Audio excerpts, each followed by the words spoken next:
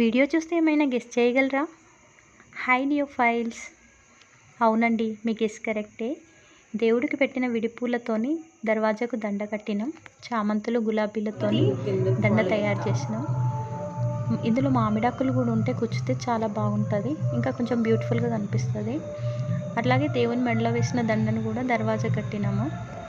ఒక 1 ఇయర్ నుండి ఏ పండుగ వచ్చినా కూడా బంతి పూలకు బదులు ఈ చామంతి గులాబీలు పెట్టుకుంటున్నాము. అదేంది వీటికే రేట్ ఎక్కువ ఉంటుందని మీరు అంటారేమో. అట్లేం కాదు, తెలిసిన వాళ్ళ దగ్గర పూలు కొంటాం కదా, కాస్త ఎక్కువే వేస్తారు. వాటితో మామిడాకులు కలుపుకొని దండ గుచ్చుకుంటాము. చాలా అంటే చాలా బ్యూటిఫుల్గా ఉంటుంది. మామిడాకులు ఎక్కువ లేవు, అందుకని గులాబీలు చామంతులతోనే దండ కట్టినాము.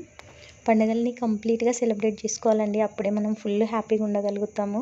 ఇట్లాంటి చిన్న చిన్న క్రియేటివిటీ మన కళ్ళ ముందు మన దర్వాజా కట్టుకుంటే ఎంత హ్యాపీగా ఉంటుంది కదా. Thank you so much.